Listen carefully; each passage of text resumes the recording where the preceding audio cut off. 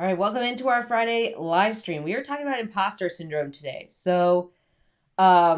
is something that I get a lot from other freelance writers. Like when I get them in my inbox, or I end up getting questions about imposter syndrome or feeling ready.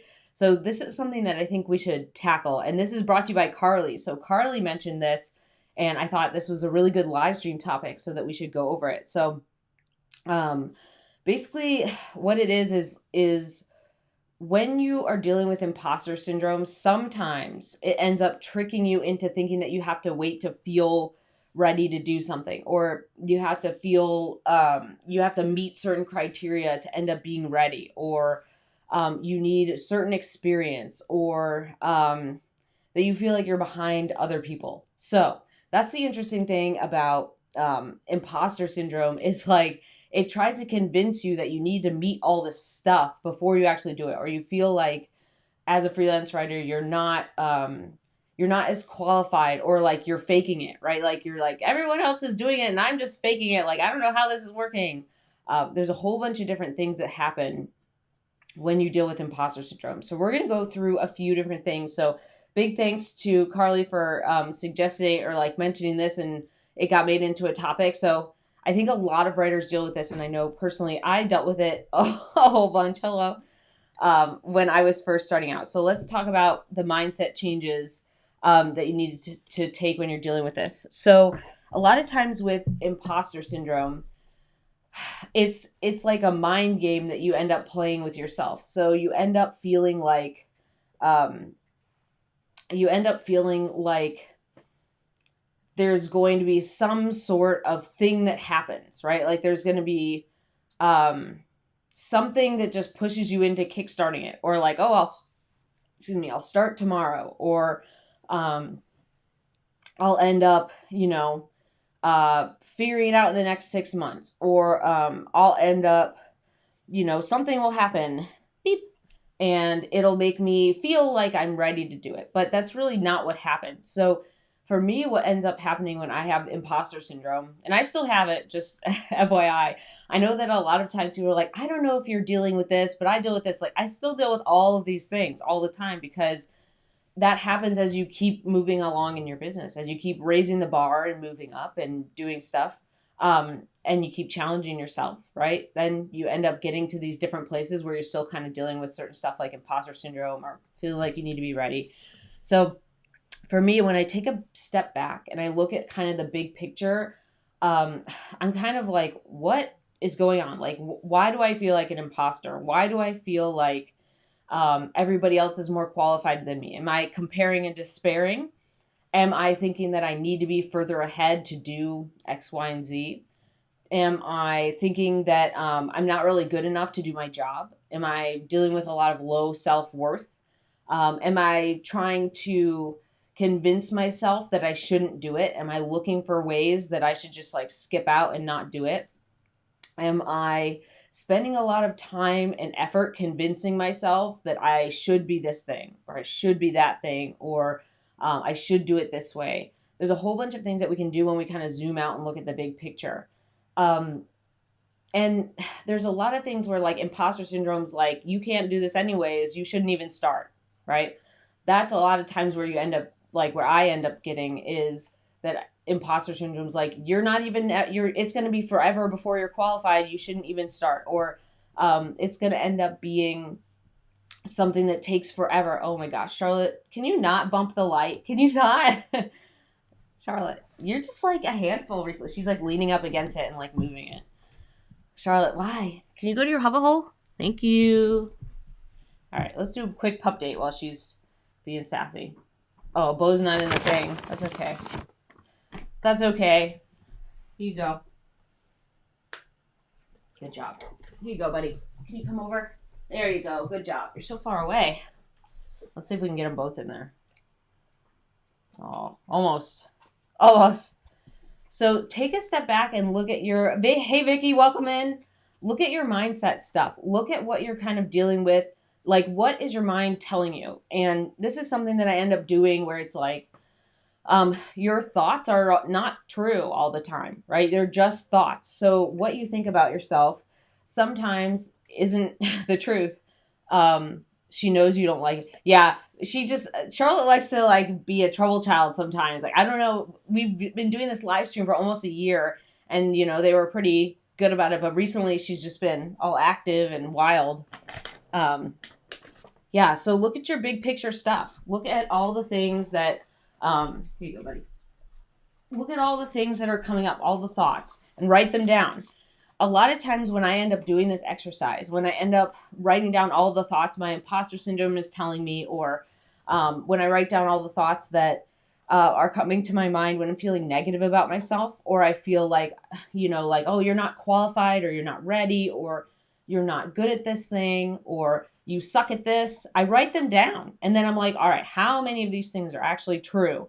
How many of these things actually make sense? How many of these things are things that I can figure out? Like, most of them, like, very few of them are actually true. Like, yeah, maybe I don't have enough experience yet, but I can get that over time. That's kind of the same thing as like when I left college. Like, when I left college, this was the most annoying thing. So when I left college, we were dealing with all of the recession stuff, and it was really hard to get a job. So it took me about a year to get my first job, even though I was applying to like hundreds of jobs. And I would get to the interview, and I'd be this happened to me so many times. I would be this, like, between me and like two other people, like, it'd be with the top 3 or 4 people. And they'd be like, yeah, we went with someone else because they have more experience than you. Or, yeah, like, they've already had a job, or like stuff that I couldn't have done. Like, I was trying to get my first job, right? I was trying to do that. And they would always end up picking someone who had more experience or more whatever. And I was just like, well, I can't get experience unless I get a job. And I'm trying to get a job. And it's just kind of like this thing where you have to actually just keep trying to get that experience. It's not like someone's just not going to not hire you and be like, you don't have the experience. Like, okay, someone else will. Someone else eventually will hire you because they like your writing. They like your work. They like your website. They like what you bring to the table. They like that you have certain niche expertise. There's always going to be somebody who will eventually say, like, we like what you have. And luckily, as freelance writers, also luckily it's a different time now, but as freelance writers, we don't necessarily have to be like, I did 5 internships and all this stuff. Like, we bring our clips to the table. We bring our results to the table. We say, like, are you interested in this? That kind of stuff really makes a big difference with our imposter syndrome. It's like, over time, we just gain that experience. Like, you have to tell yourself when you write down these notes of like what you're thinking, like, whatever those things, like, what can you handle over the next, I don't know, 6 months to a year between those things? What can you figure out? What kind of things can you put in place to get more experience or to try things out? And I've always, we've talked about this before, or on the live stream, maybe you and I have talked before, I don't know. But I have taken a leap, like many leaps in my career. And what ends up happening is it always works out better than I thought. Like, always. So even when I've been feeling like I'm not qualified and I feel like I have a ton of imposter syndrome, and my brain's like, we're not ready, and my anxiety is like, please don't, we're gonna die, it always works out better than I thought, because a lot of the things, and I talked about this with my course students the other day. There's this Mark Twain quote, right, where he's like, a lot of my worries never came true. That's exactly it. Like, we spend a lot of time worrying, and we spend a lot of time imagining fake scenarios. Like, I have imagined every fake scenario maybe that exists in freelance writing. Like, that's part of my, like, I like to ruminate. I like to freak out about those things. I don't like it. It's part of my, process, I guess, my anxiety. So when you're thinking about that, right, when you look at all these thoughts, like, pull it back. Like, how many of those things are actually true? How many of those things can you work on? There's not this like finite amount of information. There's not this finite amount of energy. There's not this finite amount of knowledge. Like, you gain experience and you gain a lot from just trying things out and just moving forward. You gain a lot from being like, you know what, I can figure all these things out. Instead of worrying that you haven't figured them out yet. This is like one of my favorite words, is yet. It's just that you haven't figured it out yet. It's just that you don't have that clip yet. It's just that you haven't signed a client or that particular client or this type of client yet. It's just that you, don't have this type of experience yet. That's just part of the equation. And when I started out as a freelance writer, I often would come to the question of like, how do they know all this stuff? Like I was in a community, and I was in several communities, and I knew a bunch of freelance writers who were making good money. And I was just like, how do they know this stuff? Like, how do they just have this like compendium of knowledge? And it was just experience. It's just that they just kept moving forward, and they kept working with clients and kept doing the marketing. And they kept like using the experience they had and leveraging that to get better stuff or to get different stuff. That's it. That's it. They stopped listening to all of those negative, like imposter syndrome, like you're crap, don't do this voices. And they were like, you know what? I'm going to do it anyways. I'm going to try it out. And it ended up working out. So your imposter syndrome sometimes makes you feel like you're like, oh, well, I shouldn't be doing this. And I'm not good at this. And I'm not a real writer. I'm not a real freelance writer. Or I still have my full-time job. I'm not a real this. And then you're like, oh, I need to feel ready. I first need to get my website done. I first need to get my link. You make this huge list of all the things you need to do before you become a freelance writer, or before you reach out to this big client, or before you do X, or before you're ready, or before you feel a certain way. And most of the time I've noticed, like, I never feel ready. Like when I started this live stream a year ago, I didn't feel ready at all. I felt like a doofus. I felt like a total doofus. Here you go. And here you go, buddy. Here you go. Come on. There you go. I felt like a total doofus. And now I'm a lot more comfortable being on camera. I'm a lot more comfortable doing the live stream, answering questions, all that stuff.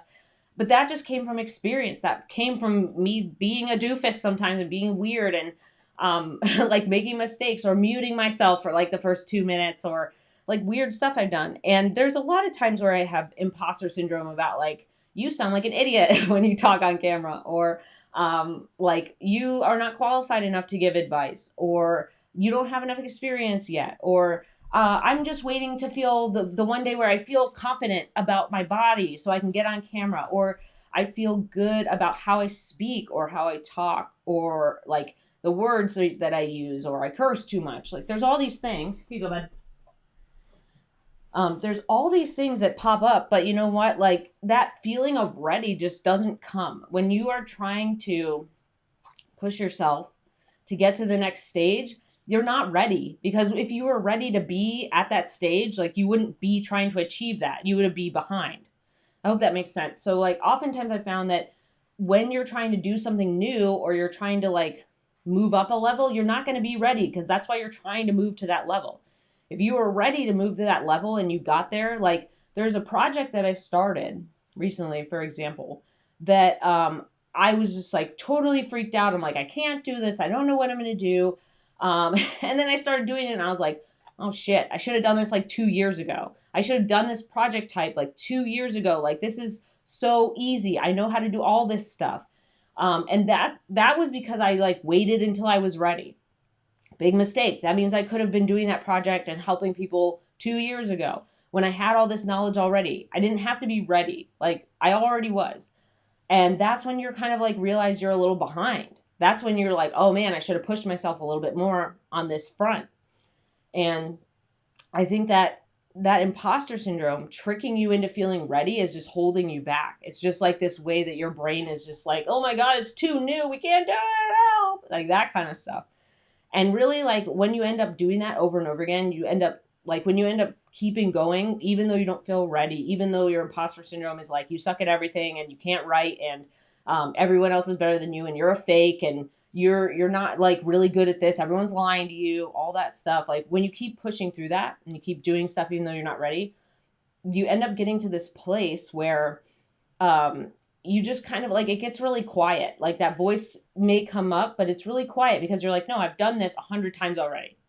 So like the relationship is that voice and starts really loud, and the action you take is very small. And then that ends up being very different. The voice is very small and the action you take is really big. And I think that just comes from experience, just continuing to do it. So the other piece that I want to talk about is what we want to do. So the readiness part, I think oftentimes is like this really interesting trick. Like I used to do this all the time where like there's a couple projects I have in the works that I have struggled with over the last couple of years of getting going, and it's mostly like I'm like, well, I don't know if I'm ready, or I don't know if I should do this yet, or I don't know if it's the right time. And oftentimes like it doesn't matter. It doesn't matter. Just do it, because when you end up doing it, you end up learning a lot in the process. You don't have to do everything at once. You don't have to go whole hog. You don't have to make it overwhelming for you. You just have to do something, right? Like sometimes what starts people on freelance writing is they just redo their website, or they redo with LinkedIn, and they put up a website. That's how they start becoming a freelance writer. Is like they start getting inbound leads and clients because they have an online presence, and then stuff comes in. And then they start freaking out. They're like, what's going to happen? I have all these clients. And most of the time, like a lot of clients just don't work out. But when we're thinking about that, like that piece of feeling ready, like there's a lot of things that you're going to do for the first time that you still like, you'll just never feel ready for. Like the first time you submit your work, or the first time you sign a client or do your contracts, or you end up starting a bigger project. Hello. Or you end up signing a big client. Like there's a lot of times where you're going to feel nervous, or you're going to feel um, a lot of like uncertainty, which makes you feel like, oh my gosh, I'm not ready. And it's just like it's just a trick. It's just a trick to kind of hold you back. Like it's a trick that your mind plays where they're like, oh my gosh, bad things are going to happen. Like all these horrible things have happened to us before. Like they're going to happen again. Like I got bullied, or I had a rough family situation, or like I had all these teachers that told me all these horrible things, or like all of these voices usually that you hear are not your own, right? Like most of the time, I found this like through therapy, through talking in therapy, is like most of the thoughts that you have are not thoughts that you would normally have. Like when you were a little kid, you didn't have those thoughts. They were like planted there by other people repeating them to you all the time. So that readiness thing is like, oh, you have to be ready, or you have to do all this stuff first. Or like usually that's like just a way to like feed the thoughts. That's just a way to feed all the bad thoughts, and not actually take any action, or not actually do anything. We've got a wiggle word over here. So think about that. Think about the readiness. Think about the, like, who said that to you, right? Like one of those things is like, who said that to you? Whose voice do you actually hear when those thoughts come into your mind? Like when you hear something about not being ready, or when you hear something about that you have to do X, Y, and Z first, like why? Why do you have to do that? Who said that? And most of the time, like that came from somebody else. That came from somebody else saying like, no, you can't do it that way. And some of the best like entrepreneurs and business owners and freelance writers are just like, why not? Why can't I do it that way? Like, let me just try it out. And it works out way better than they thought. Yeah, they're still nervous. They don't feel ready. They feel like they have a ton of imposter syndrome, but they're moving forward anyways. And then if you have questions, if anyone here has questions, you can pop them in the chat. Feel free. If you feel like this has been helpful so far, give it a thumbs up. Make sure to subscribe if you want to earn, or if you want to build a high earning freelance writing business. And then also like, let me know below, like in the comments, if you're watching this as a replay, what have you struggled with imposter syndrome? Like what has come up for you that really makes you feel like you're not ready, or what thoughts have you dealt with, and like how have you moved forward from that? Like let me know in the comments, because I'm always looking for new strategies and information about how people are moving beyond this, because I have my own story, right? But I think there's a lot of other people with stories that are very poignant to other writers to help them move beyond. So drop that in the comments below. All right, so the last thing I want to go over is what we want to talk about. We want to talk about that in terms of building confidence. So when we're thinking about, we have all these thoughts that come up. We have all these things that end up, could you go to your little hobbit hole? Can you go to your hobbit hole? We have all these thoughts that come up. Thank you. Here you go, buddy. Can you catch it? Oh, you were so close. You almost caught it. All right, let's try again. Here you go. Good job. Bo, can you catch it? Ready? 1, 2, 3, dog. Oh, you were so close, buddy. It's right there, bud. It's right there. There we go. You got it. You got it. We have to say 1, 2, 3 dog, or else they like Bo can barely catch anything. There we go. Almost got him on camera. Almost got them both on camera. All right, so let's talk about thoughts. So let's build some confidence. The way that you build confidence is usually through action. It's not through thoughts. So a lot of times we can tell ourselves a bunch of different thoughts, right? Like, I am a good writer. I am good enough. I do good work for my clients. I work very diligently. I care a bunch. I do a lot of research. I work really hard. I turn my work in on time. I care about the details. I care about their audience. It makes a really big difference to me to help make an impact in their business. There's a lot of things that we can tell ourselves, and those thoughts are good and they are helpful, but they're not as helpful as actually just doing it anyways. Like, there's that quote that people talk about, like feeling the fear and doing it anyways. This is the same thing. Like, when you get imposter syndrome and it starts tricking you into being like, hey, you're not ready. You should wait some more. Like that, you do it anyways. And I know that a lot of writers, including myself, very much fear making mistakes. Like, a lot of us are very perfectionistic. Um, in that we are very much driven by turning in clean copy that doesn't have errors, that has the right sources, that has everything, as clean as it's going to get. But there's plenty of times in our business where it's okay that it's messy and it's okay that we're trying. The point is that we're moving forward, even though the hard stuff, like, even though we're having really shitty thoughts, or even though we don't feel ready. So a lot of times what ends up happening here is, like, we put the wrong driver in front of the bus. Like, we put imposter syndrome and like the readiness as the driver of the bus, instead of our thoughts about, like, hey, I can totally do this. I'm going to figure it out. It doesn't matter if I make a mistake. We're human beings. We make mistakes. It's okay. Like, if you ever had a client where you made a mistake and that client came back to you and was like, oh my gosh, you're the worst writer ever because you made a mistake. You're like, okay, like that is not a client you should be working with. You're a human being. You make mistakes. Like, that happens. You want to learn from your mistakes and you want to do better next time. All right, buddy, can you catch this? Ready? 1, 2, 3 dog. Oh, you're so close, buddy. You're so close. You can learn from your mistakes. You want clients who treat you like a human being and who understand that you're trying your best. I think this is a fear piece too. Like, freelance writers often feel fearful that their clients are going to be like, think that they're a bad writer, or that they're really shitty at their job if they make mistakes. And there's plenty of people who make mistakes all the time. I make mistakes all the time. But you have to learn from them. That's how you end up getting to that place where you submit first drafts and they're like pretty clean and you have to do minimal errors. Is like, because all those years beforehand you submitted drafts where you had to do a bunch of edits. It's all a learning process. And I think switching to the idea that this is a learning process and it's in like an experience process, like you're gaining experience over time and you're learning over time, rather than like, I have to know everything. I have to be ready. I have to be prepared for every situation that the client's going to throw at me. Like, I just don't think that works. I think it's way better just be like, it's a learning experience. I'm figuring it out. I'm doing my best. And I'm seeking advice when I need it. I'm getting help when I need it. I'm doing better. I'm trying to learn from people who are ahead of me, or learn from people who are better at this thing than I am.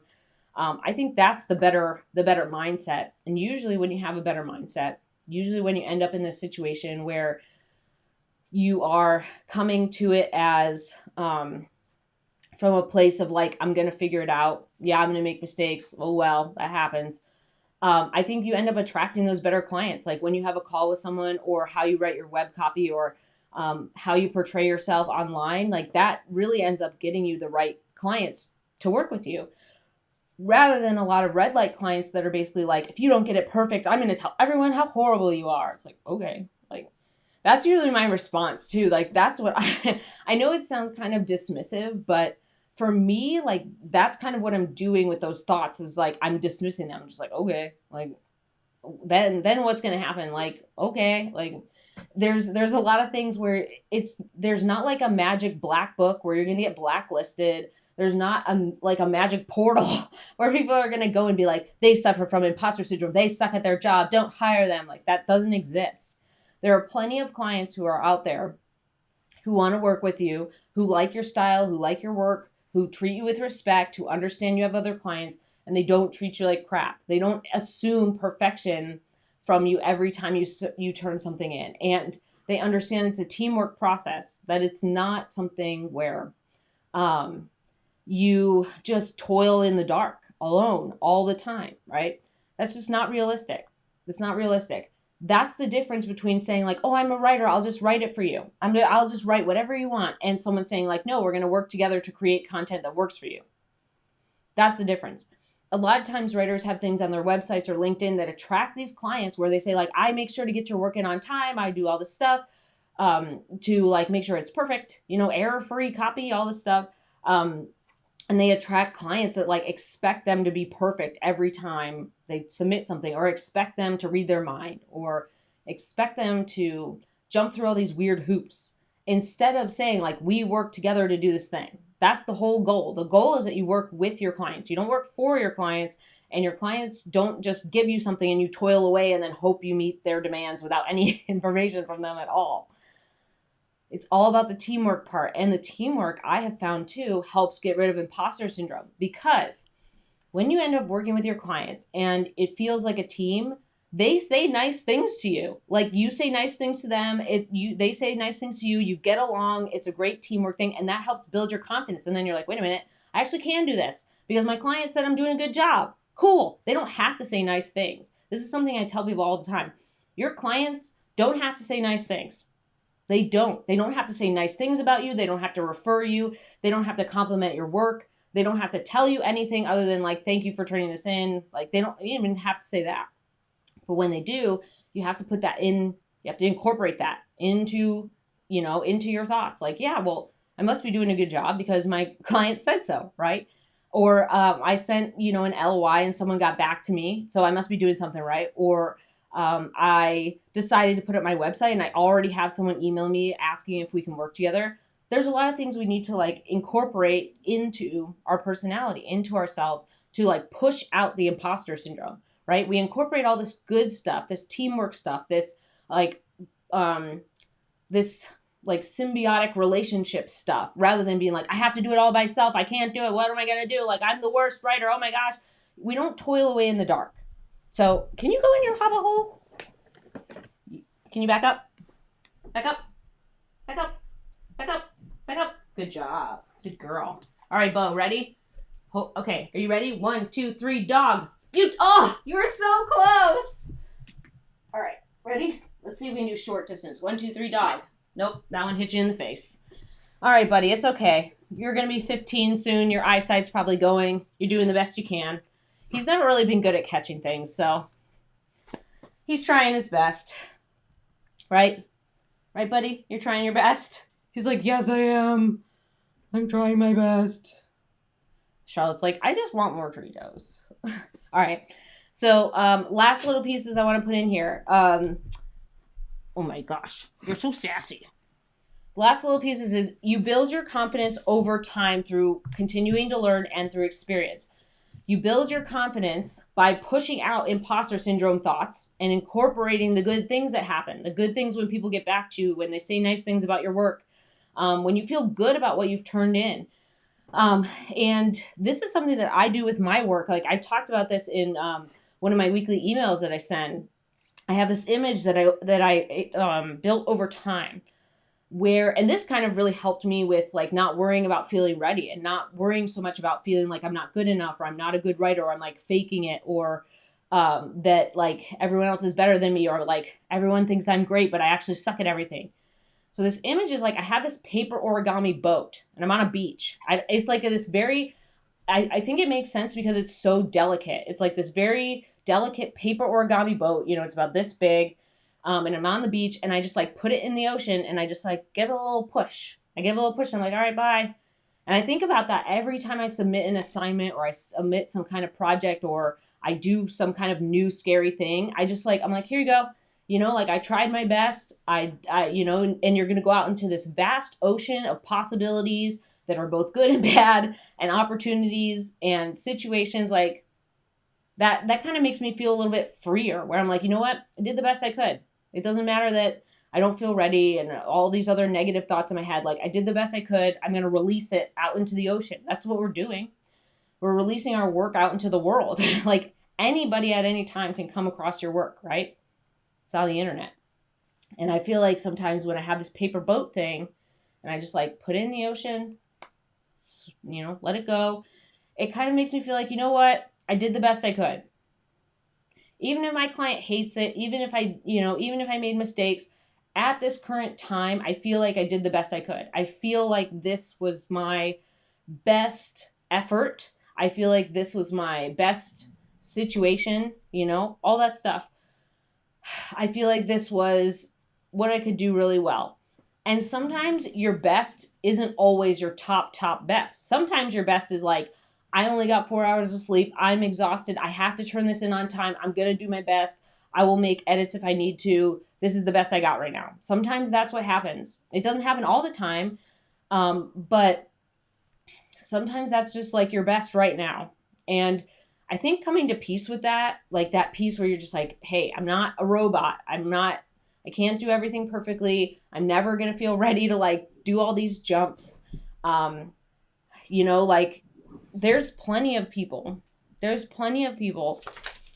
who go their whole lives feeling like imposters. Like they achieve all these things, right? Hi, buddy. They achieve all these things and they get all these trophies and these awards and magic things. And they end up still feeling shitty about themselves because they never really do the mindset work. Like they keep striving and moving the goalpost and they keep being like, oh, I'm not ready. I'm going to try this thing. But they never actually like incorporate like, oh, I only got the Nobel Prize because like everybody else was dumber than me. Or like, oh, well, I only did this because I got I had this one connection. It's like they don't incorporate all the good things and all the hard work they've put in.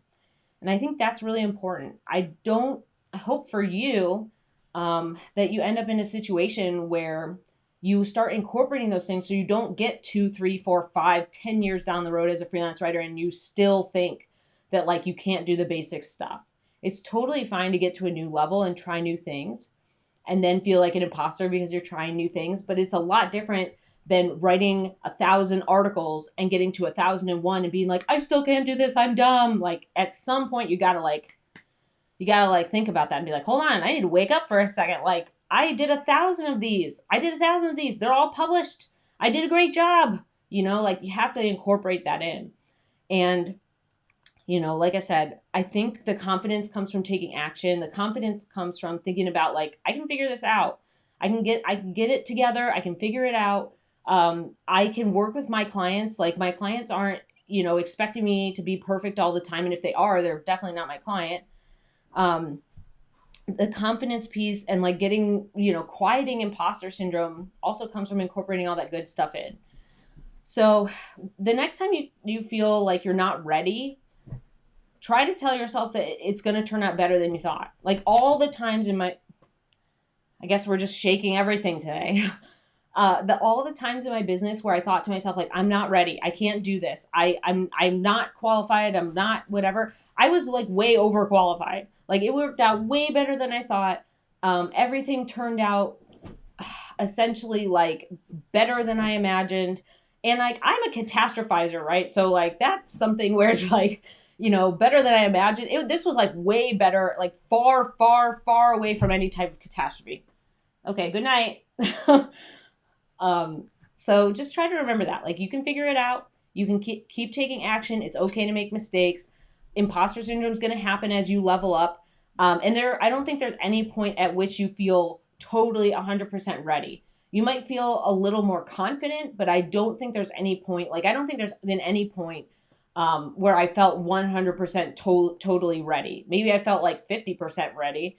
But you definitely don't want to be at a point where you get someplace and you're like, oh crap, I should have done this a long time ago. Like, why was I waiting? Like that's the shitty part, is because you could have been further along.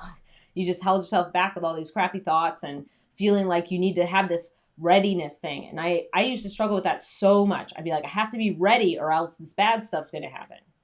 But the bad stuff never happened. It never happened. And, like I said, like we make errors. We're regular people. We probably make less errors because we're writers and we like pay attention to that kind of stuff. And, if you're diligent, you should make less, but it happens. So I hope this was helpful. We'll do one last pup date because everyone went back to their hobbit holes. Bo decided to dig a hole in there. If you guys ever see all these messy blankets, it's because I put them out and I make them nice, and then they just dig around in them. Like they will not like stay on a pet bed without blankets. Like they have to have blankets. Here you go. There you go, buddy. They have to have blankets or sheets or something. And hi, you look super cute. Bo, you look super cute too. Can we ready? 1, 2, 3, dog. Oh, you did it! He caught it! Good job, buddy! It only took us like 6 tries, but you did it. So anytime you look on here and they look really messy, it's because they like to dig around. It's like they have to have these blankets and sheets, but they like to dig them around and move, and they're just kind of like nestlers. They're nestle dogs. Cool. All right, if you have anything that you feel like tips or tricks or things you've dealt with imposter syndrome, or things that you've dealt with feeling ready or learning or experience or changing your mindset, drop it in the comments below. I'm really interested to hear that. If you feel like this was helpful, give it a thumbs up. If you feel like you want to learn more about building a high earning freelance writing business, subscribe.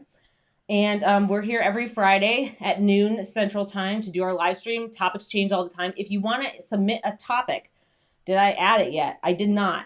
But if you want to submit a topic, or you have a question that you want me to answer on the live stream, maybe it's not a topic, it's just like you have a question and you're like, help, you can go to mandyellis.com/question and you can submit it there. And if you're nervous about submitting a question, you can submit it anonymously.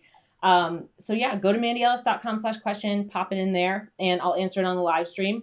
Or I'll make a topic out of it. Sometimes people ask me questions and it ends up being a topic. It ends up being a huge, like a much bigger thing that I think we should chat about. So I hope this was helpful. I hope you enjoyed the pup dates. We had a few more pup dates today.